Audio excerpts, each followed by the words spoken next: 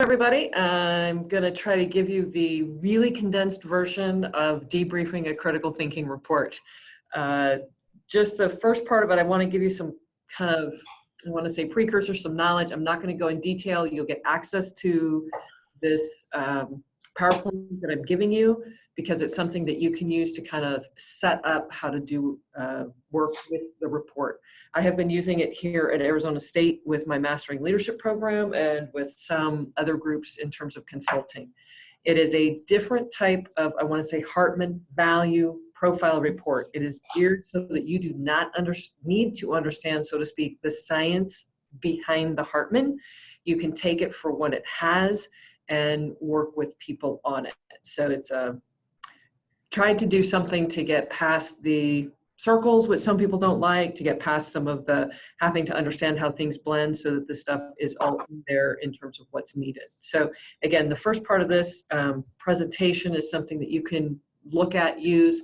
I try to preface when I get into critical thinking. I ran a workshop here. It took about 2 hours when I did this kind of independent one. And I try to talk about thinking itself and what is or why is critical thinking important so that people get it. Some people just kind of take thinking for granted. And then the last part is kind of how to improve thinking, which is what the report is. It is an awareness. It is a catalyst tool. It is not meant to be prescriptive from the standpoint that, you know, you go to a doctor and you want to know where I am in a percentile of certain things. It is looking at and helping people understand where a bias might exist or where a potential problem might exist so that they can then make corrections to it, or you can find out what's going on to help them around certain situations. So I use a video by Lisa Bodell. I'm not going to play it here, but what she gets into is that thinking is a daring act. And she talks about how a lot of us today don't take time to think in depth. We're in this rush around, fast-paced world, and we don't get there. And so it's a great little video about that.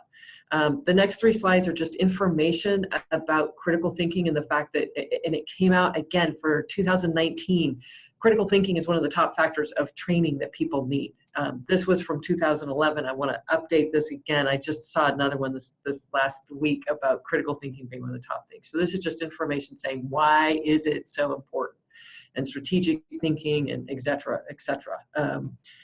Next generations are saying this is one of the things that the millennials and the X generation coming out don't have enough of. And yet, how do we train it? How do we make people aware of it? Even the U.S. Department of Labor says that it's a key thing for problem solving, decision making, blah, blah, blah. So anyway, you can have all these lovely things to talk about why it's so important.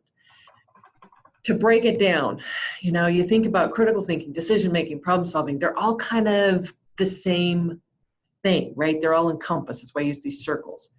And yet critical thinking is the core of your decision making. And decision making is like 1, 2, 3. You might have several decision making things that happen when you do problem solving or planning for the future. And so critical thinking is kind of this core aspect of how do we break down and process information that leads to our decision making, that leads to the way we go about problem solving and planning. And so it's really at the core of what we do. In terms of defining it, critical thinking is a disciplined process. So there's people that will tell you we can train critical thinking, right? Disciplined process. We analyze, we apply information to a guided action. It's a process that can challenge an individual to reflect, use reasonable, rational thinking to gather, interpret, and evaluate. And yet, even this morning, and I wish I could bring it in. I'll send it to Michael so you can let all of you see it. There was a thing about performance reviews and the number of biases that happen even in our performance reviews, and how it is so hard as a human being to get past bias. So, critical thinking, what is it? It's actually stepping back to think. Now, in the work, you know, thinking about it, we evaluate evidence. It impacts any action before it's taken. 95% of our judgments, however, happen off screen. And what's really amazing is that 80% of our thoughts are negative. So if you think about the biases, we have a bias towards negative judgment. We have a bias towards skepticism. We have a bias against some things. And there's actually over 150 different biases, and I'll show you a chart on it in a little bit, that exist in our human brain. Now, the other part of this is Daniel Kahneman's thinking fast and slow, to understand that our brain can function in a couple different speeds, if you will. For the most part, we're in fast automatic. That is I want to say brainless, based more on emotion. It's what's happening behind the scenes. And this is what the critical thinking report is really bringing to attention. Because for the most part, when you think about decision making, when you think about stuff, how many times does an executive, when they're pushed for the time crunch, hey, we got to get this going, step back, think about, process on an in-depth thing, making a decision? Most decisions are made, okay, I got to get this done. I've got to make this decision by the end of the day. Here we go, right? So mindless habit. The other part of that, and I use this with my leadership groups, is leaders today are suffering from decision fatigue. And I'll actually call it leadership fatigue, because most leaders have to make more decisions than the average person, right? So we can only make so many decisions every day before our brain goes numb. And what does it do? It moves even more so to whatever bias we have in our autopilot. It will take shortcuts. It's going to filter it, and those bias take over. So again, the critical thinking report is to kind of look at what are those things happening when a person's an automatic pilot, so that they can move to the slow, deliberate thinking, going, wait a minute, I'm making a decision in my problem area. Maybe I need to step back. Maybe I need to get a second opinion. I need to take more time to think about whatever it is that's coming up. And this is especially true when you start working with people and you find out what their problems are. And it's really important to kind of get a picture. Usually if you're coaching, you want to do an intake, you want to do something, you want to know, what are the decisions being made? What are those things happening that they're having issue with, so that when you're getting into the critical thinking report, you know how to take that information to unpack and address what their issues are, and that you can use the critical thinking report then in terms of what the bias are to provide some specific frameworks, structures, things that they can do to improve their thinking around where they might have potential issues. So again, the deliberate system is slow, it can tire easy, and has limited capacity. So one of the things that you need to do when you're looking at a person with their critical thinking is to go, how much decision making do they do? What percent of time do they spend making what type of decisions, so that you can get them to frame in the most critical ones so that they're moving to this deliberate system, okay? So it's important to know that that one's the one that crashes. And when I work with the leaders, it's funny. I go, if you go home at night and you walk in and your spouse goes, honey, what do you want for dinner? And your brain just goes, oh, I am on overload. I have no idea. You're suffering from overload at that point. If you can't decide what you want to eat, you're done. So again, how do we get them to understand and move to, I want to say, that deliberate system? It takes time. And I put diamonds down there. Diamonds in the rough take time to build. Deliberate thinking takes time. The other thing for them to be aware of is their use of time when we start looking at critical thinking. When we're in defense mode, we're in that overwhelmed circumstance event, we are reacting. We are not in control. And you want to move them more to a discovery, seeking, questioning, proactive and intentional. And again, that's why we focus on what are the potential biases coming from critical thinking and how do we move into that intentional state. And it says, what part of the brain do you have to use in order to solve a problem? It's the frontal cortex, right? And here's just a breakdown. We have an event that happens. We use our critical thinking filter and the emotional filter. And this is why Michael and I are advocates of the fact that DISC alone isn't enough, because the critical thinking with the emotion are what create our meaning, and then the action follows. And yes, the DISC will help us to understand what that action can be, but without that critical thinking and perception filter, we have no idea how well or what a person might do to contain those emotions or enhance those emotions, which create the meaning, that create the intensity of the action that follows. So simple breakdown chart of some different things. So how do we take it to the next level? Obviously, these are things that affect it. So just to put that out there again, I'm rushing through some of this because it's not the focus of it, but you need to be aware of. People go, well, why do I want a critical thinking report? There's so many other things that affect it. Yeah, it does. You can take all these things and hone in on it. The critical thinking report is going to help with the brain fitness side a little bit and helping them understand where stuff is. But these are all factors that can affect as well where a person is in fitness. So the first thing that we can do is increase awareness, right? So these are examples of traps to thinking. Okay, I had a video that kind of goes into thinking about all the traps that are there. These are some of the traps of thinking.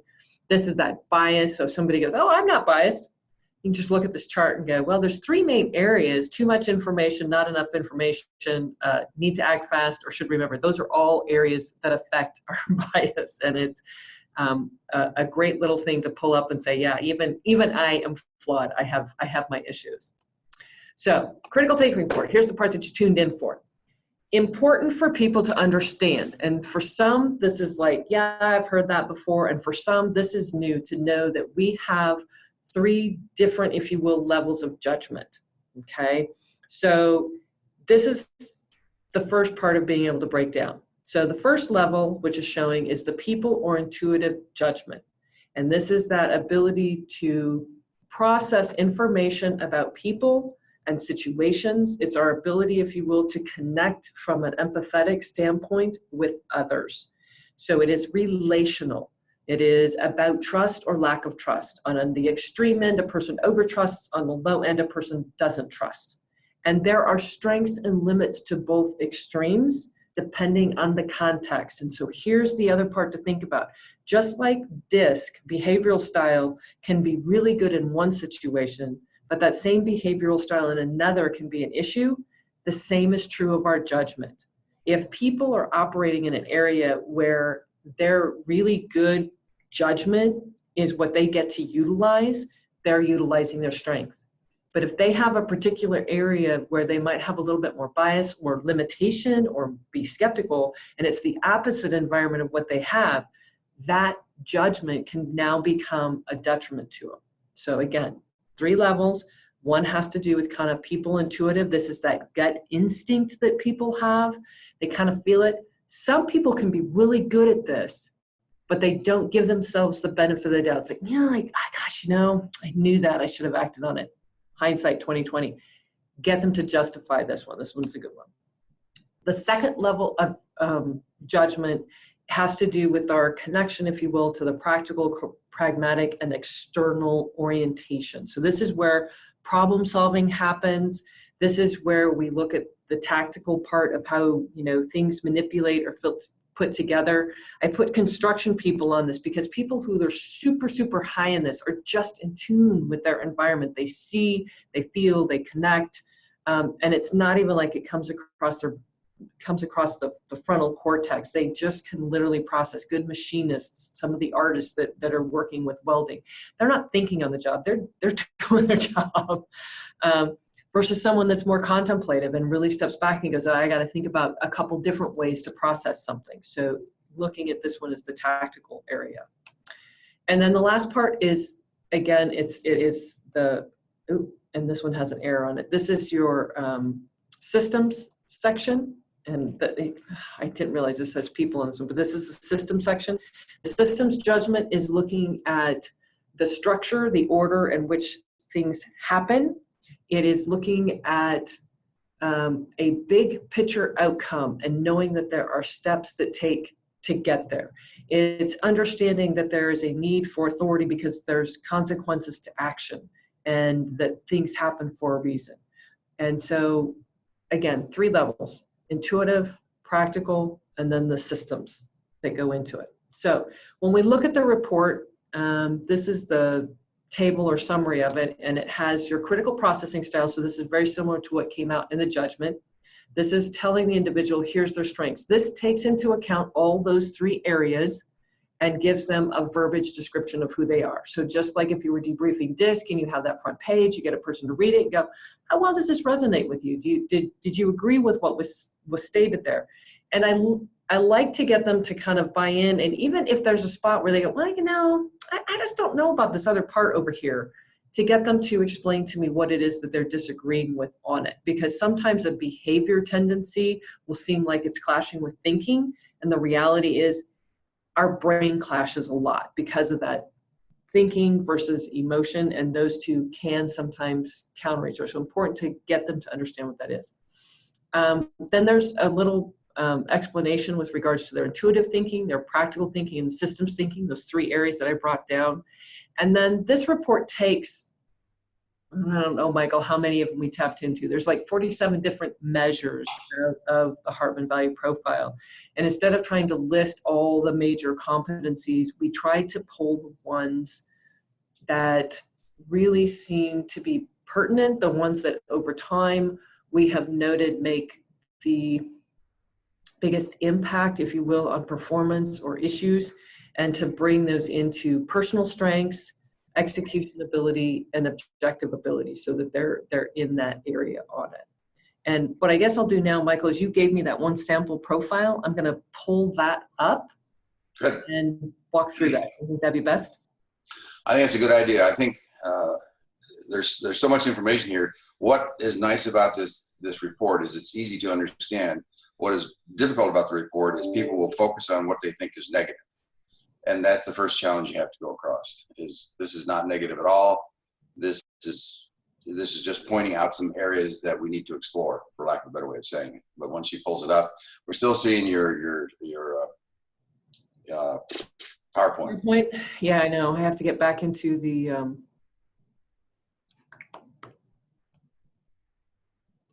okay, come on. Unshared and reshare or something. Yeah, I think that's what I have to do. That's the easiest way. But I'll share some background on this report once we get into it, because this was a really, really interesting one. So you got it now? There it is. All right. Why don't you go up to let's see, where do you have this? Oh, Okay. Again, table of contents, brief understanding of what critical thinking is, so that people can understand where you're coming from. This is the summary. You might want to make that just a tad bigger so it's easy to read. Well, I tried it. Oop, wrong direction. I'll have to slide it a little bit up and down on it. That's okay. That should be okay. Because we're not going to read it. We're just talking about things that they want to maybe focus on about what we're doing with this thing when you're debriefing somebody, and you can be as comfortable or uncomfortable with that as you want. So that's where that starts. So there's some really, really critical stuff coming up in this report that you need to really focus on. Okay. Yeah. So again, this one breaks down kind of the 6 basic areas that are looking at in terms of measurement. There's sub measurements under most of these with comments, but it's just looking at where does a person stand in each of those thinking areas and the personal strengths. And this one's important to note too. It's not saying that anybody's good or bad, and especially personal strengths. Personal strengths can fluctuate based on what a person's going through. If a person is going through a new, getting on a new job, if a person's going through a traumatic experience in their world, or there's been major shifts or change happening, the personal strengths is going to reflect on that sometimes. Now, that being said, people who are very resilient and strong, the personal strengths stay strong through thick and thin sometimes. I mean, you'll note that there's certain things going on. But it's also important to note that when you're going through it, especially when we look at like states of transition or focus, that it's important for you to understand that you need to ask questions in these areas to kind of pull out of the person. Has a person been in a slump for a year or a couple months?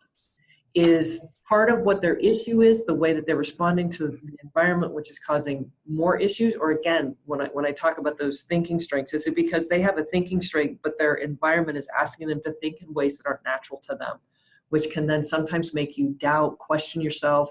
And when we're in that state of kind of being critical of ourselves, we're not accessing our best talent. We're not able to think as clearly as we could, as if we're in more of that flow state, operating from a state of strength. So again, these are the basic areas. I'm going to jump down into the actual report when we get to these. We did include the compass on this because this is a way for the person to kind of get a kind of pictorial representation of where they're at. It's great for teams. We do not have the ability to report this as teams like we do the DISC compass yet. It's something that is in our hopes at some point, but you can actually produce this in a PowerPoint and put people in. It gives you the idea then of where the person is in intuitive, practical, or conceptual. And what I have found fascinating is that I can sometimes get a team of people and they'll all fall in the same place. And you can understand very quickly in that team that they might be suffering from groupthink because they all process the same way and they don't have somebody else to think about things from a different perspective. Let me jump in here for just one other comment. With this particular person, you notice that the star is in the third ring in, and it's in the director first and then the facilitator second. So that's a first focus on systems and a second focus on people. So this is about doing it right through people, for lack of a better way, understanding people. And because it's a third way in there, he's fairly balanced, which is a really, really strong point from what I can tell. Yeah, just as a summary, the pink circle on the outside is where people are if they are, I want to say, the triple skepticals. They kind of have a skeptic approach to all areas, and it was hard to figure out how do you put these guys in a circle. So they will fall on the outer ring. One thing to note is a person has that kind of skepticism and evaluative affront to everything that happens around them in an environment. They can still be highly successful. It doesn't mean that they're horrible, awful, or bad. It just means they don't get involved with anything until it has really been analyzed, pulled apart, and put back together again, so to speak. But you can still have a bias in a particular area. So that's looking at the outer ring. And then the first outer ring, as Michael's saying, means that they really kind of have one that stands out, and it's usually more extreme in either a positive or a negative type thing. Just like when you think about disc, somebody at the 90 is in the outer part of the ring versus somebody that's, closer to 50. Same kind of stuff there. And then the two in the middle are where people fall that are within almost a complete state of balance. There's probably one or the other, or maybe two, just slightly up and down. The 16 is triple skeptical, and then the other one is on the positive side or equal. Okay, so again, now note, everybody goes, oh, so being in the center of the circle is the best. It's kind of like this. Being in the center circle means they can have some amazing strengths as a manager, but being in the center can also be a detriment, because if I am so attentive to everything all the time, I can't tune anything out. And so my ability to relate to people who don't process at my level can be difficult. So again, there's no right, there's no wrong. It's understanding what are the strengths that come from where I am as an individual. This is the descriptor page. It talks about how they take information, how they go about problem solving, their general strengths and suggestion for improvement. Again, I have people kind of walk through this, and I have them pick the one thing. Now I'll go, well, I don't have all these problems. This isn't about identifying all of the problems. It's about identifying the one or two maybe that the environment is evoking from them. If I'm in an ideal environment, people may not see my limitations. And that's what I tell people. If you've really got yourself in the right place, you're not going to be there. So the object is, again, catalyst to talk about if there's one there, what is it? How is it manifesting and what they're doing? It's a way to get them to kind of talk about what's going on. Let me jump in there also on this thing. This particular summary of how you take in information can also be applied to how they learn. And this is different information than you'll see in a judgment report, for example. So they all uncover a little different areas. And whenever I'm doing this, I make sure that I walk through it and say, well, how do you feel about that? Get their buy-in, because usually I get it right off the top. Sometimes they'll say, well, just like Pam was saying earlier, well, I don't behave this way. And I said, probably not. But this is not about behavior. This is about how you process information. How you behave is how you put that out into the world. And usually that's all it takes. Oh, I get it. Then you go through the general strengths. And I have just almost never had any pushback on it. So, well, I don't really feel that. Well, let's talk about that. Usually it's very, very easy to get the buy-in from this by just going through it and getting the reaction. Because it's once you have that, then they're kind of, yeah, this is kind of me. And then you look at the suggestion for improvement. This is not bad. This is just, do you feel this happening? Does it make sense? And then usually they'll see it. And once they let their guard down for well, suggestion for improvement, that means I'm bad. No. It just means this is how you can really control that might be getting in your way. So that kind of conversation usually works really, really well. And you just step them through it. And like I say, I get very little, if any, pushback on this thing. Okay? Anything else, Pam? No, not right now. Okay. This is the first page where they get a chance to see themselves. And for some people, and we've tried to be careful about our wording, because this used to be excellent, good, fair, or poor. And instead we put focused, and then in transition, so that people can look at it. Now, you're not going to find a lot of excellence, because it's difficult to get into that. I have had some of my top executives that are excellent and good, so I do see that sometime. But don't throw somebody, I want to say, under the bridge and go, like this person, well, look at that, they came out in the orange, it's focused.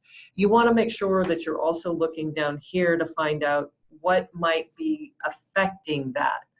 So when we look down below, intuitive thinking is good. Their practical thinking is a little focused. We're going to want to see what's happening there. Systems thinking is good. So they've got some potential in terms of how they focus on things outside. When we go to personal strengths, we note, ooh, focus transition. This person's probably going through something that might be impacting their ability to think. You know, it's again, the best way to equate this is like that, the leadership fatigue. The person's going through the day, they're making a whole bunch of decisions. There's a lot of stuff going on. So their brain kind of becomes mush. And at the end of the day, it's like, oh, I can't even decide what I want to eat. But they've got a lot of processing strengths. How can we get them through whatever it is that's causing them an issue so that they can bring back those strengths and address the areas of potential issues? So in this one, again, good, intuitive, practical. When working with people, when I talk about focused, it's the best way to describe it is that there's a ton of information, but something has you wired. So you're kind of, I want to say, distracted or focused or looking at particular things and not others. And so it is not that that can be bad as long as what it is I'm focusing on is the most important, or that those things that potentially I'm not looking at are things that I should be looking at to help me make a better decision. So this One thing, I'm sorry. I want to really expand on that, because when it looks at focus can be extremely a strong power, if you will, or talent, but only in a very, very limited area. And if they're stuck in that area, they typically are doing really, really good. But if something happens where they need to evaluate other information that's tangential to what they're really comfortable with, then it becomes more difficult. And the objective here is for them to understand that and look at how they can augment that in certain areas. You are really, really good at this. You are really good at what you're doing here in this particular area. But there may be some times that you want to pull into somebody else that has a different clarity and learn from that and make you even more powerful. Those kind of conversations to get them comfortable with the concept and also understand where it is and how it might be affecting their decisions. Because I've seen situations where somebody is just doing an absolute perfect job until it gets in something that's a little bit outside of that, and then they sort of fall apart, if that makes any sense. Want to add to that? This is so incredibly important because it gives you an idea of how to address it and how to get them comfortable with it. Yeah, I mean, you know, with my athletic background, I use the sports analogies that you go out and you look at combines and they test people and how fast they are and how strong they are, you know, the quick twitch versus the fast twitch. And this is identifying their thinking strengths. And if there's an area that isn't their natural area, then it's looking at their roles, their position, what they're doing, and are they in the framework that's going, hey, you get to use those strengths, you look like an all-star, or wait a minute, we have you in the wrong position because this just isn't meshing with you. So it's one to look at those. And then this one, again, gives kind of the overall. One thing to note here is a person can be really good, intuitive, practical system. Awesome. Again, this is that looking at strength, and have issues with personal strength or have issues with the execution ability, and it's going to tend to pull down that performance. Because if I, as an individual, am struggling, that's going to have more of an emotional push and pull in my brain. So I'm not going to be able to use some of those logic things as much as I could. And so it reduces that ability to apply your strengths to a given situation. So that's the first part. Looking at objective ability, ran to the next page on this one. And now it goes into each of those areas so you can look more in depth. And again, it's one of those, for me, sometimes you also have to look at maximizing. This person's got really good intuitive ability. It gives you some information. It will also tell you still suggestions for improvement. We put it in anywhere because sometimes a person's really good at an area and sometimes they're so good at an area that it can also become an issue for them, so that they make sure that they're still even keeping whatever it is that their strength in check. So they've got good instincts. They're looking at things. They can have the statements on these will change based on If you were familiar with the other Hartman stuff, I want to say their ability to see all and their ability to discern with what they're seeing, how to apply it. So these statements have already taken all that into account, so you can read through that and get an idea of where they're at. If you are familiar with the judgment or Hartman, we talk about people being innovative or unconventional. These statements will reflect that as well, so that you can tell by reading this, if you're used to the other reports, if the person's having, if they're more straight or if they might have a potential to an innovative or unconventional. So this will take into account all of those areas. Again, sometimes I find people that are really good in intuitive ability don't always apply it. They don't follow their gut instinct. And so that's one thing to uncover if they've done it. So here's one in practical thinking, and this person has down, you'll see on the statements that you're very unconventional in your conceptual planning and thinking, which helps you think outside of the box.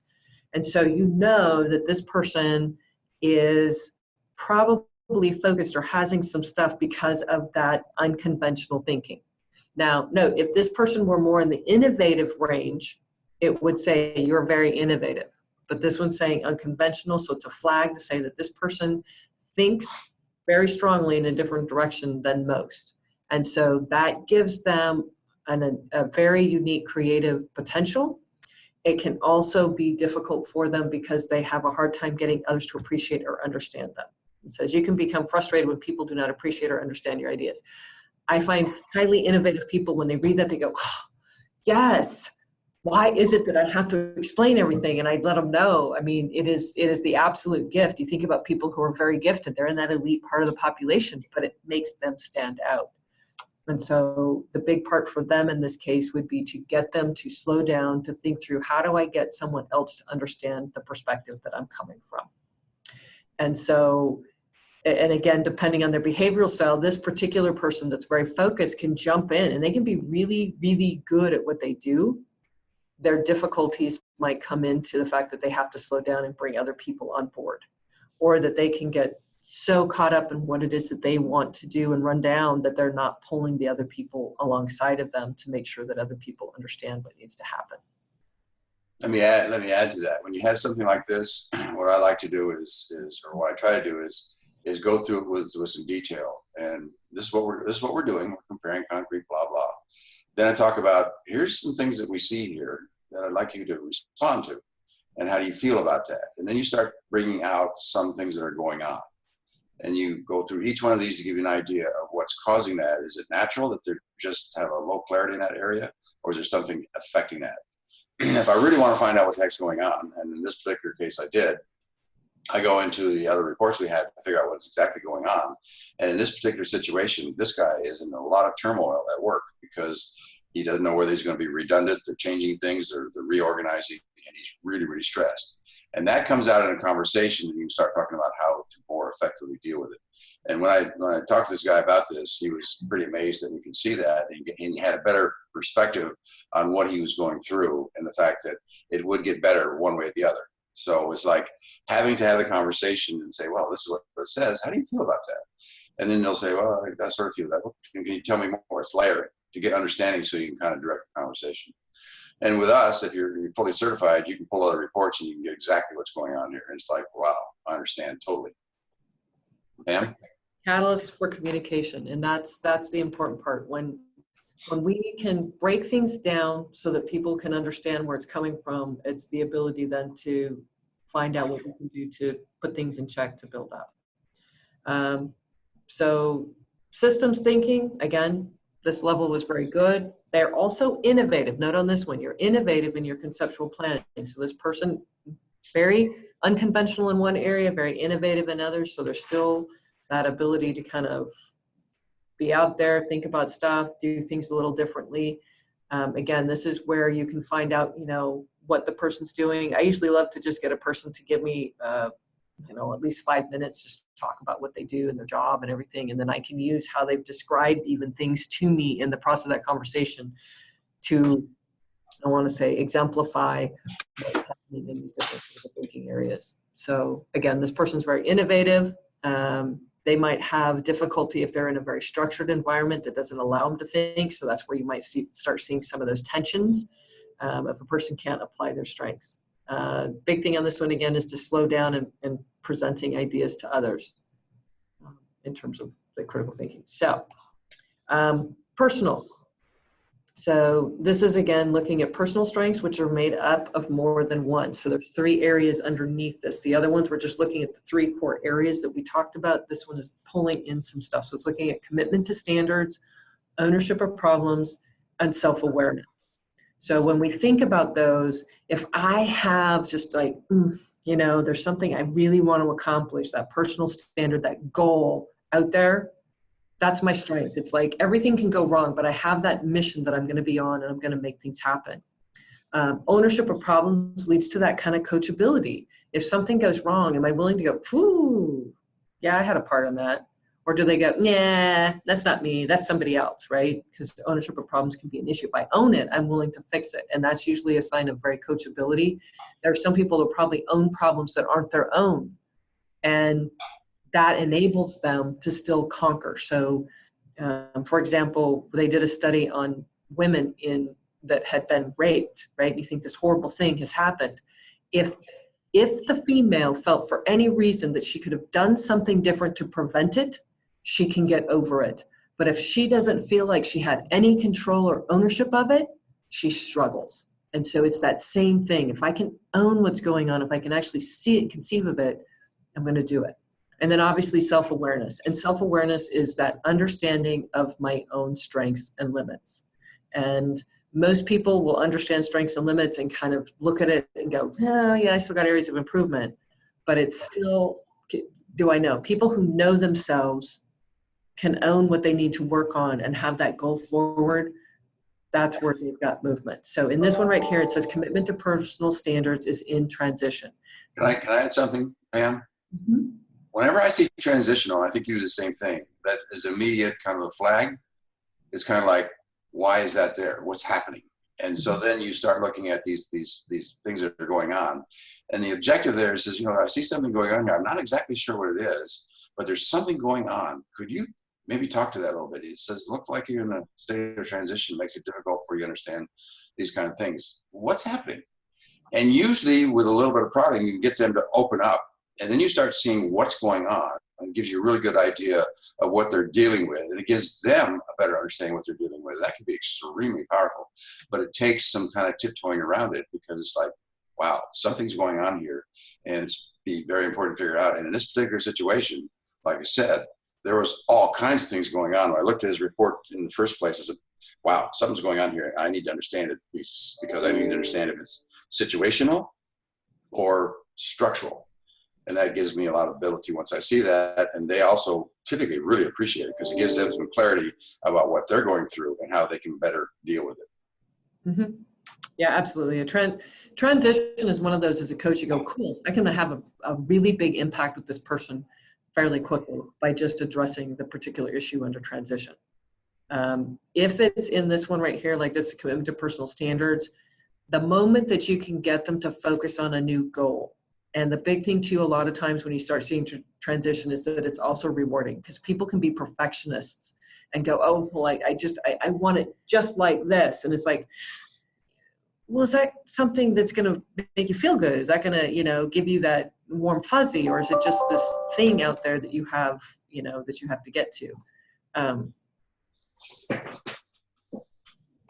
So important on this, again, this is the catalyst of communication. It gets you to something. If it's in the commitment to personal standards, getting them to figure out what it is. I just had a person I was working with yesterday, and this was one of the issues. And he said, man, this guy just seems like he's cutting corners and he's doing different things. And I said, well, does he buy into a bigger picture of what those little things mean to get to that larger picture? And I could tell from, a couple of the other assessments and talking with the person that they really wanted to be successful. They did have an ambition to get somewhere.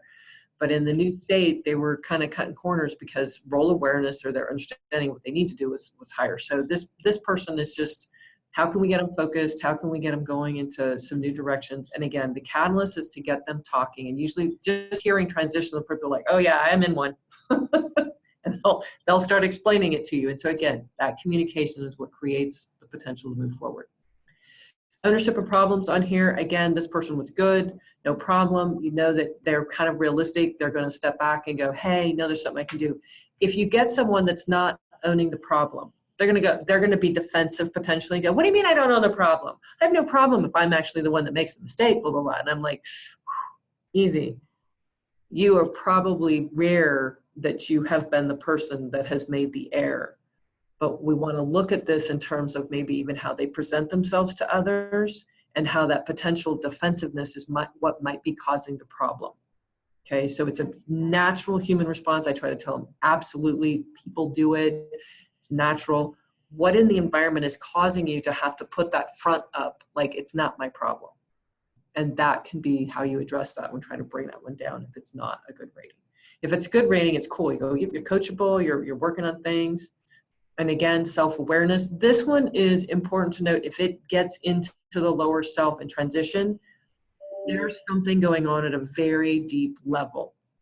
And as a coach, one, you need to look at it, find out what it is, because if you do not have a counseling background, you may want to send them to somebody to get counseling. Okay, if it's in a not good state, that's one that's a flag to say, hey, do I really have the capabilities of working through this, or is this something that somebody should be getting more help on? If you get to this state and it's just, wow, I just lost my job, or, I'm sitting in this company and they're starting to do some unethical things and I'm really questioning myself and what's going on, blah, blah, blah. Understand that there's certain things you might be able to help them walk through, and there's others that maybe they need to get more help in this area. But self-awareness, again, understanding what are strengths and limits. In terms of rating it, see how much they're beating themselves up, because self-awareness is also then leads to the gremlins in our head and what we're saying about ourselves, good and bad. And they might have more gremlins saying bad things than accepting their strengths. So that's a good one to break down on that. Execution ability. So this is the ability to take what I know and apply it. So this is coming from an understanding of my role and also understanding of myself. And so underneath it says capacity to act, goal directedness, ability to focus, and determination. So this is now taking, do I know what it is that I need to do, and do I have the stuff to make it happen? So capacity to act, again, is that ability to know what I have and to know my role. And if I know my strengths and I know my role, I'm probably going to be able to apply those. So I've got a good capacity. Now, if I have a really good capacity to act, but I have no goal and I have no push, determination to get there, or then I may not act. So capacity to act is necessary, but not sufficient for performance. Okay, so good to see, but not necessarily going to push them over the edge. Now, goal directedness, again, is looking at that a person's ability to set goals and the realistic part of it. So some people are perfectionists and they can be in transition on this because they had this really perfectionist idea of what they could do and it wasn't realistic. And so they can't get there, and then they fail, and pretty soon it's like, I'm never going to be successful, right? So what is the goal, and help them make sure that it's realistic in terms of what they're doing. And once again, the transition gives you so much information of what's going on and how to actually address it with them for them to get perspective on what it means. Again, a catalyst to start the communication. And that's Absolutely. You cannot imagine how well that works by not saying, this is what I see, but saying, here's some interesting information here, and I don't really understand what's going on. How do you feel about this? And see what happens. It's just a matter of having a conversation where they feel comfortable about opening up about what's going on. Then you start talking about how they can affect that in one way or another. So it's like it's transitional, for lack of a better way of saying it. Yep. But this just tells you a whole bunch right there. Yep, and it's, again, that's the flag, and that's why this is a catalyst tool to start the communication around processing, both on the internal side of processing and how we process outside. Our internal side can have such an impact on our ability or lack of ability to process on the outside. So this, again, is that, can I get them heading in the right direction? Ability to focus. This is when we get really distracted by too many things. And this is an impact of both our thinking outside and our thinking inside. So if I'm a really systemic thinker on the outside and I'm not doing well on the inside, that combination can lead to distractions. Or if I have really fuzzy thinking in a particular area and that's what I'm involved in, you're going to see that they have potential issues on focusing on what's most important.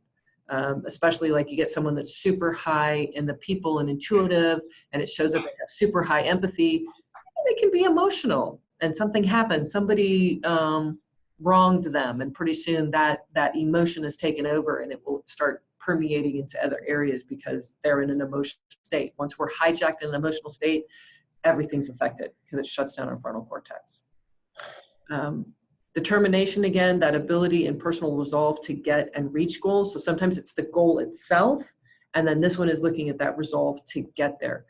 How much persistence, how much determination do they have to push in that direction? I've worked with some people, important to find out what might be impacting determination. Had one that was in the middle of a lawsuit. He said, but Pam, how can I be determined? This lawsuit's going to determine whether I get to do my job or not. And I'm like, yep, that would impact it. And I said, so what can we do between now and then to at least set a game plan B up that they say, no, you can't do your job. What are the alternatives? So I was trying to get him to refocus instead of looking at what he can't do. What can he do? What can we do to bring that determination back so they can think about things they need to do? And then the last is objective ability, and this is looking at overall things, the reception of new ideas, integration ability, strategic planning kind of comes in, and overall problem solving. So this is that ability to remain objective. This is going to really pull into account from the stuff from the Hartman of where biases might be or where there's something that's really askew. The more askew people are, the potential for objective reasoning isn't there. And so it will give you, again, a way to pinpoint this. Michael, I'm going to have to let you take off on this because I've got to get to my next thing. So I'll let you finish this. That's fine. And I look forward to seeing some of you again. Please come back with questions. I'll make sure Michael gets everything. So can you pull this one up on your screen then? Yep. I figure where, okay, there it is. And she was, hopefully everybody can see that.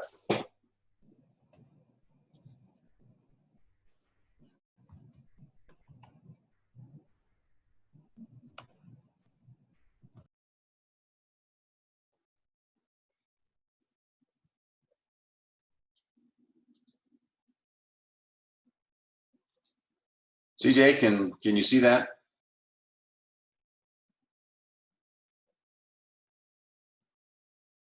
CJ, hello? We can see it. Okay. Because she was pretty much close. And the whole idea behind this is to understand how a couple of things. This report, if you read through it and read through it with them, it was designed to be pretty easy. What happens typically if you give it to somebody without them really understanding what they're looking at and how it's uncovering things that are not really a big deal, but it's something they're going through, is the challenge. And we try to do it the best way we could. And sometimes people focus on the wrong darn things. And if you look at this report from the standpoint, this overall report, you can see this guy's got a lot of strength. He's just going through some really trying things right now that are affecting him in his ability to really perform at the levels that he wants to perform. And he will actually agree to that. And it gives him a chance to look at it from a standpoint of how's this affecting me? What can I do to make it less effective? Because I can't change it necessarily, but I can live through it in a way that's more positive, for example. Also, from a standpoint of the team that's managing this whole process, if they understand this, then they can start looking at it from the standpoint of how do I make this easier for them? How do I become more transparent? How do I help them through this thing? Because they're all scared in this whole team about what does this reorganization mean? Am I going to be redundant? What is the exit plans? All those kinds of things that management can actually do a better job with. And this really targets what's going on. And that's why I like this report. And when we were testing it, I had one consultant trainer that was really good, had a lot of experience with DISC. And she took this report, she came back, I love this report. I wish I would have had it 15 years ago because it pointed out some things that I just was not aware of. Had I been aware of, I could have made it so much better. And that's the whole point. You know, and when you're looking at what we do, we measure the three basic components of personality: feelings, that's passions, thoughts, that's what this is, and behaviors. We measure all three of them. And our job as coaches and trainers and facilitators is to figure out how they work together. Eventually we'll get to the point where we'll have an integrated report that will be easy to read, but that's a ways away. We're working that direction. But right now, your ability as a trainer and trained in all these things gives you the ability to go through this thing all the way through. And when I'm in our training program, and I'm going to change something real quick here to show you what I'm talking to, just to put it up a different picture. Hopefully you'll see this one too. Mainstream Jen. Is it Jen? Yes, Jen. Let's go with this one. Some of you know that we've been working on this thing. This is our learning platform. Right now, the only thing we've got going fully launched, if you will, is the workshop facilitator. It's the kind of like the introduction to how to have a workshop using the DISC theory. And it's like, it was developed originally for our large customers that wanted to have their own internal facilitators to do workshops. And it's the first phase. If they want to get full DISC certification, there's phase 2. And then there'll be passions, and there'll be HVP, and there'll be integration. All of those will be together. When somebody signs up on our program, either through you or through us or however, and this is available for anybody that's associated with us to sell to their people if they want. And if somebody signs up for the full certification, what happens is they get a full personal insights debrief. And that's what happened with this example we had. We have somebody going through the full certification, and part of that, again, is for full report certification. The reason we do that is to show them that DISC is important, and they already have DISC, but we show them the other components that we measure and how they integrate together and what it means. And typically, what we're trying to do is say, hey, there's so much more you can do for your company to increase engagement, to increase happiness, to increase the humanistic area, and that's our mission. So after I got through with debriefing this guy, and usually we do it pretty fast, he got it. He really saw what it was and saw the value of it. So the whole idea is to get them to look at what all we can do to help their company do a better job. I should say better job, to really understand people and understand how to work through some things more efficiently. Because one of the complaints I get from people that come to me is, oh, this come to me, they're always complaining, always complaining, always complaining. If you knew where those complaints were coming from a focused ability to diagnose that, would that be helpful in helping them get to where they need to get to without them constantly whining? I don't know for sure, but I think so. Because once you start showing some concern for them and helping them through that, they're going to be appreciative. Or at least that's been my experience. So, questions, anybody?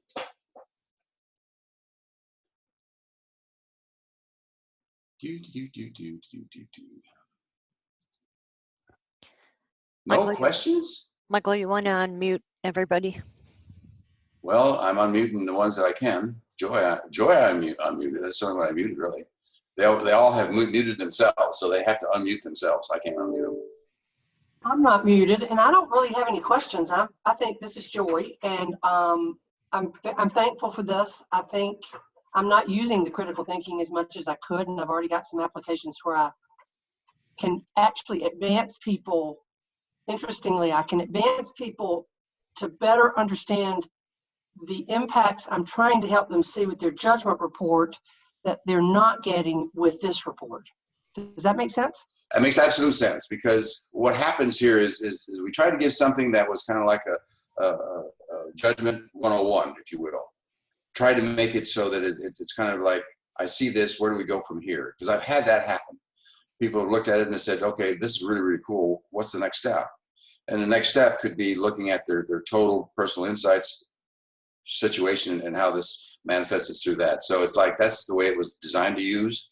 And it's like, all of our people that are distributors can use this without any training per se. And if they get into a situation where they want to go further and want our help, that's what we're here for. So it's like, again, once you get people into using personal insights, for example, and really go into it, it is extremely valuable for them if they're open to it. And it helps the consultant, trainer, coach, whatever you want, whatever's doing it, really get an inside view of who this person is, and allows them to focus on the areas where they can do the most good to get a positive impact. I did come up with a question as I was listening to you because Pam did say early on, I'd love to have a actual PowerPoint version of her slide that she showed. You'll have it. You'll have it. She had a mistake in it. She'll be fixing, but that will go up into The share file? that'll go in ShareFile. Yeah, we're going to have a session on ShareFile, how to get the most out of ShareFile, because it keeps growing and growing and growing. And there's a lot of things we're trying to, when questions come up, for example, when somebody comes up with a valid question that we thought was obvious, which is silly on our part, I'll quite often say, well, let me address this. And I'll put a document up on the help folder that addresses how to do something. So sometimes when you have a question, take a look at the ShareFile help and let's see, the most important questions, or what are they called, and see if it's there, and then submit it to us. And if it's, usually they're appropriate for us to make a document to put back into ShareFile help folder, so that it makes it more efficient for you